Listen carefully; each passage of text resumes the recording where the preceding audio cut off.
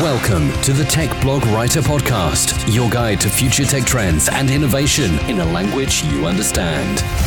Now, over to your host, Neil Hughes. Welcome back to the Tech Blog Writer Podcast, and a very big hello to Meow Wolf, whoever Meow Wolf is, because they've left a fantastic review on iTunes about this podcast, where they said, engaging dialogue, exciting content, a must listen. Neil is a very well-known tech podcast here in the US. His content is engaging, questions inviting, and you can count on him to choose unique entrepreneurs to interview. I love his conversational approach to each recording and commitment to really understanding a guest perspective on a topic. 5 stars. Meow Wolf. It's not very often I get to say a word like that and thank someone with a name like that. I don't know who you are, what your real name is, or where you listen to this podcast, other than it's somewhere in the US. But a big thank you for your incredibly kind words. I really appreciate it, because these reviews really do help us with the infamous Apple algorithm, which seems to feed off. If you get a few good reviews, Apple will push you up the rankings a little bit. And we've just hit 91 reviews, so we're approaching 100 in the US iTunes store, that is. So if you're listening in the US, why not help me get to 100? So if you want to make an old man happy, grab every iPhone you see lying around and leave a quick rating or review. But on with today's show, and today's guest is Jaime Faulkner, and she's the CEO of the E15 Group. Essentially, Jaime heads a team of data scientists, analysts, software developers and engineers, setting a new standard for using actionable intelligence to improve every facet of their partners' operations. And believe me, they've got some pretty big ones, and one that she didn't mention in today's episode, but we talked about off air, so I feel I can mention it without giving you too many spoilers, was at Tottenham Hotspur. Or as my hardcore fans, the Reverend Jimmy Jackson and Sam Latimer might say as they go down the Seven Sisters, the Spurs. But I digress. Like I said a few moments ago, they are setting a new standard for using actionable intelligence to improve every facet of partners' operations, from optimal distribution of hot dogs in their arenas and stadiums to predicting daily attendance. Now, as you all know, I love exploring areas that you don't necessarily associate with technology and see how they're being transformed by invisible tech. So I invite you to grab a virtual hot dog as I beam your ears all the way to Chicago so we can speak with Jaime Faulkner and learn more about the E15 Group. So a massive warm welcome to the show. Can you tell the listeners a little about who you are and what you do? Yep. So Jaime Faulkner, I am the CEO of the E15 Group. I'm sure you're going to ask me down the road what E15 means and how we got our name, because that's a standard question we get from every sports team we work with. So I can answer that question a little bit later. So the E15 Group is an advanced analytic, strategic, and emerging tech group that spends a lot of its time helping our clients in the sports and entertainment industry, as well as our parent company, Levy Restaurants, drive every decision analytics and then bring the best digital technology to play for our fans. So E15 is a next generation analytics and emerging technology company that actually brings unmatched industry intelligence and cutting edge analytics all to your partners. But for anyone listening that's hearing about you guys for the very first time, can you tell me a little bit about you guys and also how you got that name? Don't want to be predictable, but I've got to go there, haven't I now? Well, first of all, the lesson we learned is never let the data nerds name the company. That should always be left to the creatives. You know, we, for years, and prior to coming to run E15, I was a career consultant at KPMG and spent most of my career there talking to clients as sort of the big data phase became real in other industries, you know, why they should care about data. And I used to tell them all the time that, data now is the fuel for your business. It's not the exhaust or the byproduct of your business. It's being created by all these systems you're starting to put into place. And so we talk about that a lot within, as we were developing the E15 Group, and when we were talking to our sports teams and partners, ultimately the challenge that these organizations have is they've got a lot of data, but how do they unlock the value of the data? And so as we were starting to name ourselves, and because I talk about it being the fuel all the time, data is the fuel for your business, the 15th element is phosphorus on the periodic table. It's 15 is the symbol. And phosphorus is what is required besides oxygen to create fire. So for us, we like to say we're the spark that ignites the fire or will ignite the value out of the data. Wow, well, that's incredibly cool, though, isn't it? And when it takes you more than 3 or 4 sentences to describe how you got your name, you shouldn't have let the data folks. So we have talked about the partnerships there as well. I mean, can you tell the listeners a little bit about some of those big partners that you've got and how you're helping them to actually solve real problems? Yeah, we're so incredibly lucky. We get to work with some of the best sports franchises in the industry. Some of those partners and some of the work that we've done that's been very innovative. We've been really lucky to get to partner with Mercedes-Benz Stadium and the Atlanta Falcons. You know, one of the challenges that we hear from every fan is around pricing of food and beverage. And when the Falcons were designing their new stadium and really creating an incredible fan experience, they challenged us, Levy, as the food and beverage partner, to really look at what we could do on the pricing side. And they really wanted to put into place what we call street pricing. And so our pricing team, which sits under our artificial intelligence team in E15, worked very collaboratively with Falcons leadership to determine what does that even mean? What products should we street price? What should those prices be? To do that, we need to be able to predict before building even opens. Okay, if a hot dog that used to cost you $6 now costs you $3, what's the demand for that going to be? So how do I design a stadium that can accommodate the amount of inventory we're going to need to have in stands to meet the demand? And then how do we get speed of service through to handle the increased throughput? So end to end, we worked with them on better pricing, which then led into better planning for the fans. And street pricing has now become something that everybody's talking about in the industry. We executed it very successfully with Mercedes-Benz, and now several other sporting franchises and venues are starting to look and say, hey, is this something that should work for us? How do we bring it to our fans? So that's one example. We're working very closely with the Dodgers, a great organization. They're extremely innovative from a technology standpoint and a data standpoint. They are one of our artificial intelligence labs. So some of the projects we have going on there are robotics. We came up with a crazy idea of, okay, if we know that labor is a challenge for everybody in the hospitality industry, and we have machine learning algorithms that will tell us what we're already telling a chef in a stand what to cook and when, could we tell a robot to do that? And we decided, hey, let's try it. And the Dodgers raised their hand and said, hey, we want to partner with you on this. And so we partnered with a tech startup and started building robots that can cohabitate and think on their own in our stands. And so we've got it's a pilot location there. We've got a stand that makes all chicken nuggets and from scratch. So freshly made chicken tenders and nuggets and French fries and tater tots for the Dodgers fans.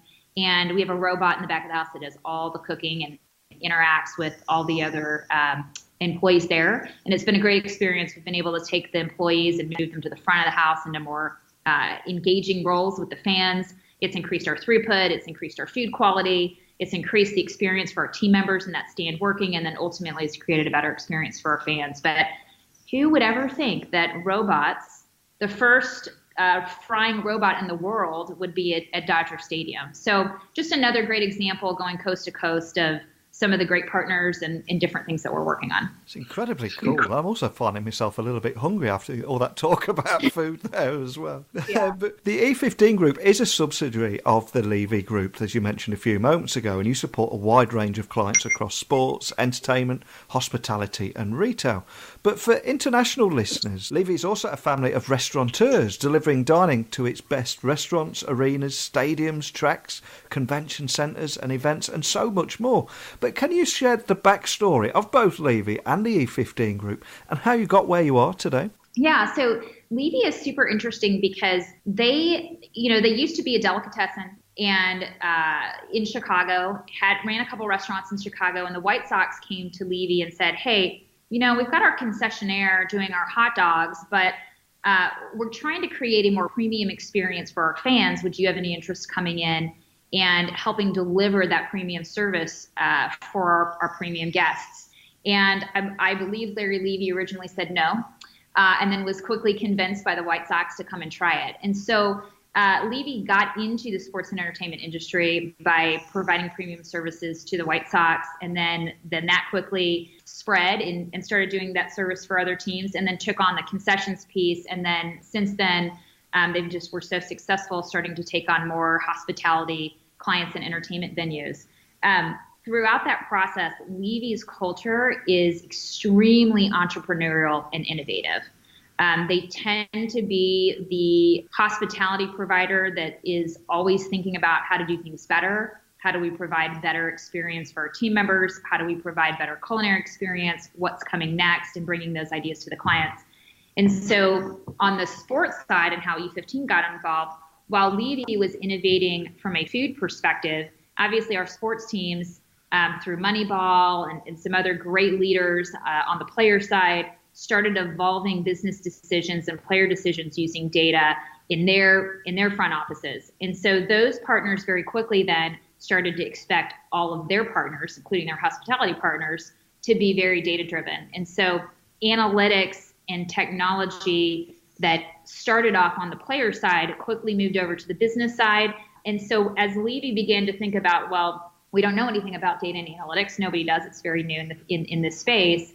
How do we begin to tackle that? And so they started thinking about that, very quickly realized through some work that this is what they needed.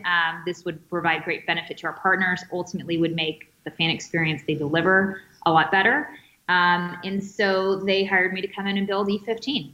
And we continue to innovate. Levy is still continuing to innovate on the culinary side and the experience side. And we are now, a great third stool for them, or third leg to the stool, in making sure that all of those innovations are driven through research and data. Fantastic story, it really is, especially with technology being right at the heart of everything.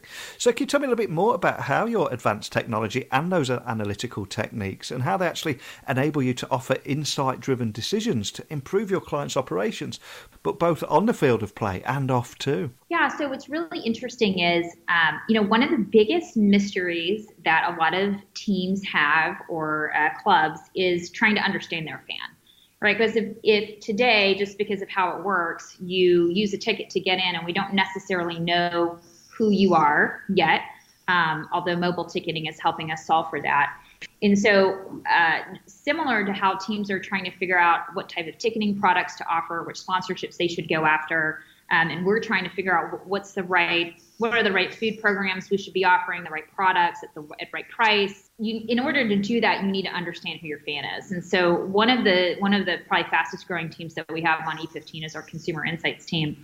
They have used the ability to create research protocols and analysis by bringing together a lot of data that we buy in the marketplace, combined with all of the data we have internally about how people eat and drink, to really begin to profile who our fans are.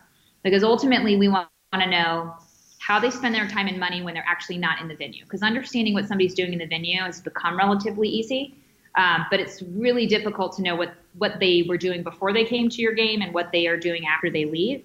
And the more that we know about the fan, then we can create really great experiences that will exceed their expectations when they join us. And I think because of our position being owned by Levy Restaurants, with all that's owned by Compass Group, which is the largest food service company in the world, we really have probably the largest human lab in terms of how people are eating and drinking behind closed doors. And so our ability to use the information of what they're doing when they're with us, combined with what they're doing when they're not with us, has allowed us to create incredible programs and experiences for our guests. So consumer insights has become one of our most popular services. We do a lot of work with our teams. It helps inform them on what sponsorships, partners they go after, because we can talk with them and provide information about product affinities for their fans and their guests. We can help them segment their guests. So what do their fans look like? And then how do they go after new fans in the marketplace? And then we can hand that information over to Levy, and they can create really great programming in the venue and deliver great experiences using that. So understanding our guests is super important. The other thing we want to do is be smart as we can about the operational decisions we make. So once we design a really great experience at a building, how do we make sure we execute it with excellence? And part of what we've brought to the table through E15 is the ability to use artificial intelligence. So taking the best knowledge capital of our very best operators combined with all this incredible data to make decision making a lot more optimal for them. So instead of an operator having to guess how much labor they need in any given night, and just to give you some perspective, some of our stadiums and parks, we're staffing up to 1,300 people a night in that building, doing a variety of different jobs. So how do we use artificial intelligence to help that operator know how much staff they need, what's the mix of that staff, where they should be located in the building, and what they should be doing while they're with us? And so we've been able to provide some advanced techniques and software and modeling to our operators to make those decisions very easy for them, which in turn creates a very great experience for everyone involved. So artificial intelligence has become huge. Our robotics pilot sits on our underneath our artificial intelligence arm. One example is we want to understand how people are behaving with respect to things that are happening in the event. So for example, behavior differences, if I look at the Chicago Cubs, who's a great client of ours, as well as the Dodgers, who I just mentioned, do people behave differently when they are on offense versus on defense? So do people stay in their seats when the Cubs are pitching, or do they stay in their seats when the Cubs are hitting? Because we know in baseball, it's a slower game. They have many decision points that they can go to buy food and not feel like they're going to miss the one thing that determines the outcome of the game. And so we try to understand their behavior. And if we understand that, again, it helps us understand demand. But markets behave very differently. I'll tell you that Dodgers fans eat and drink. The time in which they consume food is very different depending on who the starting pitcher is. At Chicago, they will tend to sit in their seats when the Cubs are at bat, and when the Cubs are pitching, they use that opportunity to go grab their food. And so we really dive in and start to understand at a very micro level, once the venue is operating, what the fans are doing, and then try to optimize our decisions around that. It's fascinating the amount of data you're getting there and are able to act, and it's just fantastic. It really is. But I also love how E15 is also bringing together experts across a number of fields, from economics to statistics, psychology, behavioural science, and even computer science, as well as working with partners' existing technology and analytics teams to help enhance every facet of their operation. But can you walk me through a few use cases just to help listeners visualise how you've made such a big difference with some of the partners that we've mentioned? Well, I talked a little bit about what we did for the Falcons. They were in a position where they were building a new stadium. I talked a little bit already about what we've done with the Dodgers. One area, if I bring the Cubs back, the Cubs have made a significant investment in capital improvements in one of the oldest ballparks in the country. And a lot of that was around food and beverage. And so we used a combination of experts to help inform what did that plan need to look like inside the building, because they couldn't make Wrigley Field bigger, right? But they could make the amenities within the building bigger. And so when you do that, when you're stuck still with a very narrow concourse and you're going to up the game, so to speak, on the food offerings, how do you do that in such a way that people are still moving through the lines very quickly? How do you bring the right local brands into the building that people want? And how do we make those spaces very flexible so that if in 3 years we need to flip it out and bring a new concept in or a new local partner, we can do that without heavy capital investment again? And so we bring together our consumer insights team that understands the market. Like I talked about before, we bring in our AI team and our logistics team to help look at the physical footprint and understand the impact of some of those decisions that we make on food programming. And then they help drive all of the modeling that we do there to make sure that we can deliver on that. And one of the things that's interesting about Wrigley Field, given that they put all this massive capital in, and the place is just amazing. So have you ever been to Wrigley Field? No, I haven't. The only one I've been to is Yankee Stadium. That's the only one I've had a chance to get to. Well, if you're around, give me a call. I will personally tour you through Wrigley Field. It's one of the best ballparks. I think it's super special in the country. But one of the things you would see if you went to Wrigley Field is that it's sitting in the middle of a neighborhood. The streets that run on most of the sides of Wrigley Field are not closed during a game, so you've got a lot of traffic there. And the stands are really small and the concourses are narrow. So once we optimized what programming we would have in the new building, things that we need to do for construction, we needed to figure out how do we move inventory through that building? Because I will tell you, and you may know this from when you went to Yankee Stadium, but once a game starts, especially at Wrigley Field, and those concourses are packed because there's 40,000 people at almost every game there. Yeah. You're not going to be pushing through pallets of water through the concourse to a stand. And so we had to solve that for them. So we went to our artificial intelligence team and we said, hey guys, can you partner with our supply chain team? We need to come up with a process that involves stadium ops or ballpark ops, supply chain, and operations to accurately predict how much inventory we're going to need in every stand. Because once that game starts, it's very difficult to move anything around through that building. And so we created new inventory management models that we use there that have been so successful that now we're going to roll them out to many more of our properties. But it's an example of how we didn't intend to do that, but when we started to collaborate on business challenges with our partners, we identify opportunities and we can quickly bring the right talent and subject matter expertise to bear to help solve it for them. And oftentimes, if it's problems for one venue, other venues will have that problem. So anytime we do something, we do it in mind with, hey, let's build it, but let's build it so we could potentially scale it and use it elsewhere. Well, on this podcast, I do love making people think about what goes on behind the scenes of everyday events in our lives and the invisible tech that we don't even realise exists, especially if you go to a ball game there. So as the CEO of the E15 group, you had a team of data scientists, analysts, software developers and engineers setting a new standard for using actionable intelligence to improve every facet of partners' operations. That can be from the optimal distribution of hot dogs in arenas to predicting daily attendance. And you've got so many great examples today.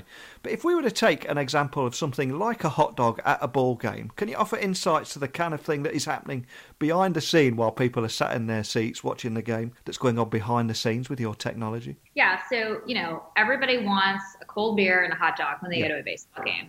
And, I wonder how often a fan has thought about why this hot dog, why this beer, why this location, why this price. And there's a lot of work that goes into determining those simple questions. And you want to get them right because you sell the most of those products. So you want to make sure you're delivering the best hot dog, it's hot, the best beer, it's cold, etc.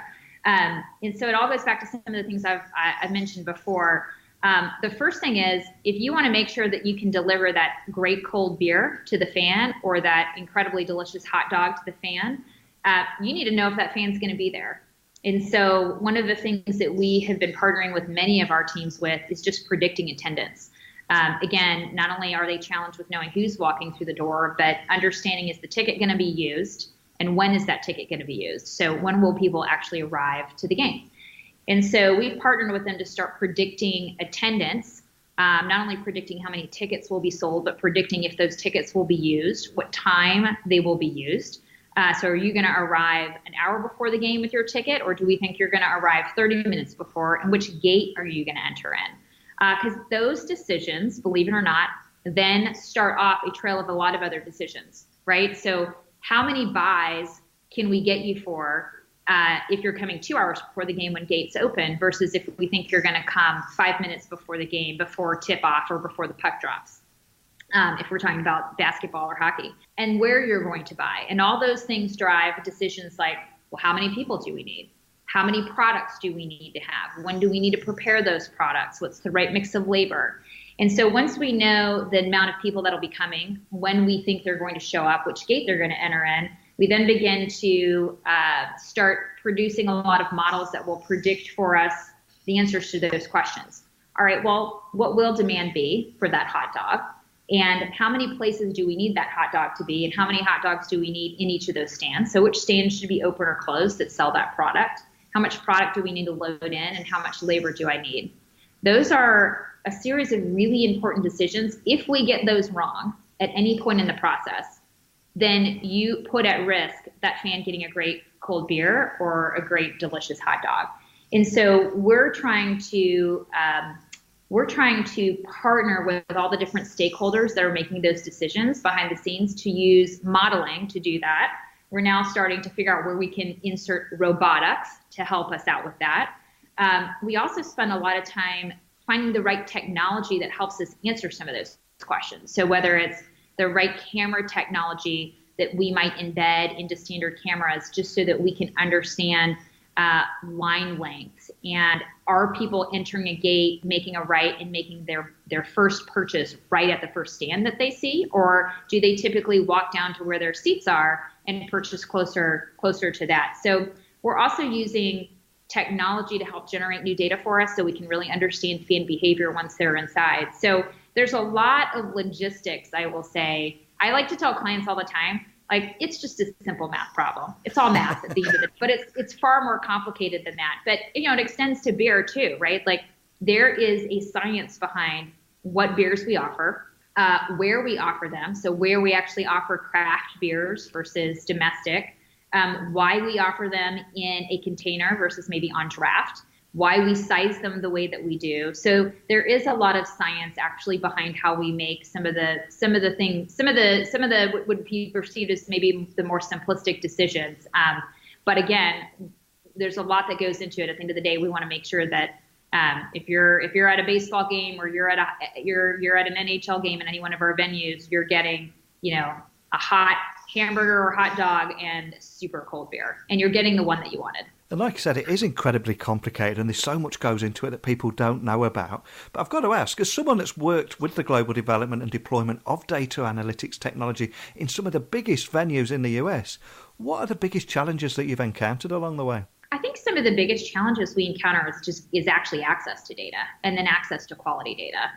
Again, there's just so much unknown about how many people are going to be in the building and who they are. And I think we've just done an incredible job partnering with our teams who, by the way, are, all these great clubs that we work with are becoming very mature from an analytics standpoint. So they very much partner with us to figure out, how do we acquire this data, right? How do we make sure that when we are acquiring data, it's usable for us? And so that's something we've spent a lot of time with, but I think we've been very successful. And what ends up happening is, there typically aren't one or two data sources that give you the answer. There's multiple data sources that we have to get and stitch together. Data sources that might come from the leagues, data sources that come from our teams and our partners, and data sources that we are generating internally as the operator of those buildings. We stitch them together. We share them back with those respective partners because they need the same data. They just might be making a different decision off of it or throwing a different lens on it.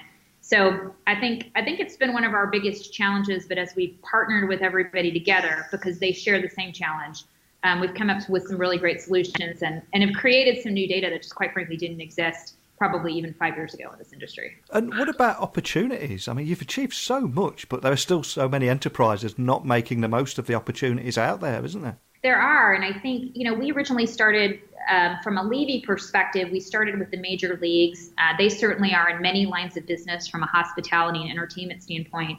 And we're beginning to roll analytics out into other areas of the business, not only in food and beverage, but also in retail. Retail science in and of itself, still some of the same principles, right? We want to be data-driven. We want to be very predictive. You still need to know who your customer is, but very different data sets, very different methodologies, very different machine learning models we're building there to drive decisions.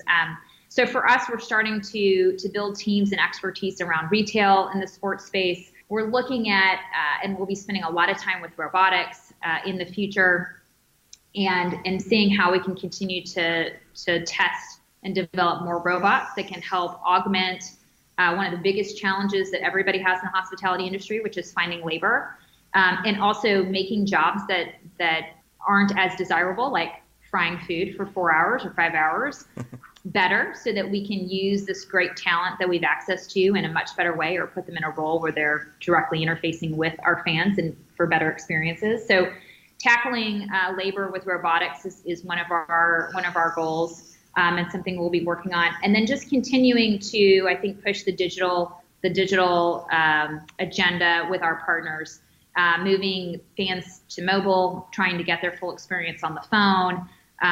That that we have to collaborate with. We don't necessarily lead that because digital ticketing needs to be the lead on that, but we collaborate with them on as they're making those decisions and building those strategies, how we build in retail and food and beverage into that. So we certainly have a lot going on. There's no shortage of work here at E15, that's for sure. Fantastic. Well, a huge thank you for spending time with me today and sharing this story. But before I do let you go, can I just ask that you remind listeners of where they could find out more information, find you guys online, and maybe even contact a member of your team if our conversation has just sparked a few ideas in them? Yeah, well, I will tell you, we are constantly hiring, first of all.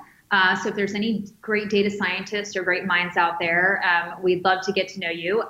You can find us on the great World Wide Web at e15group.com. On our website, we have a lot of information about our services. Our leadership team is on there, all our job postings, ways to contact us, a list of all the partners and types of things that we're doing for our partners are there. We're also on Instagram, so we're very lucky that we get to attend and participate in some of the best events in the world, from the Kentucky Derby to the Grammys to the U.S. Open to right now the World Series games with our phenomenal Dodgers partner. So we love to post photos of us in the field working. Sometimes you'll see us in a concession stand. Sometimes those photos are us in seats, but that gives you a little bit of an idea of the culture of the E15 group. So a lot of ways to find us, and would love for anybody to reach out who's interested. Fantastic. Well, like I said earlier in the show, I really do love on this podcast being able to make people think a little bit, and areas that you wouldn't necessarily associate with technology are actually being dominated by it and transforming industries, and the invisible tech that we don't even realise exists when we do little simple things in life, like buy a hot dog at a ball game. So insightful and so valuable. So a big thank you for coming on today, Jaime. Oh, happy to do it. Thank you so much for having me. I love how E15 is helping clients test and implement the best new technology to create a more seamless guest experience, from food and beverage service to merchandise to ticketing and beyond. And again, these are all areas that you don't associate with technology. And that's what I love about doing this show. Whether you're going to a concert, a conference, an NHL game, a soccer game, a basketball game, or a baseball game, you don't think about all this technology that's going on behind the scenes. It's also important to remember that E15, of course, brings together experts across a number of fields, from economics to statistics, psychology, behavioural science, computer science, all working with their partners' existing technology and analytics team to enhance every facet of their operation. But I'd love to hear more about what you're taking away from today's episode. So please email me, techblogwriter@outlook.com, tweet me at Neil C. Hughes, or pop by my website, techblogwriter.co.uk/podcast, and leave me a virtual voicemail. But all this talk of hot dogs and food is making me a little bit hungry, so it's time for me to grab a bite to eat, but I'll return tomorrow. Until next time, don't be a stranger. Thanks for listening to the Tech Blog Writer Podcast. Until next time, remember, technology is best when it brings people together.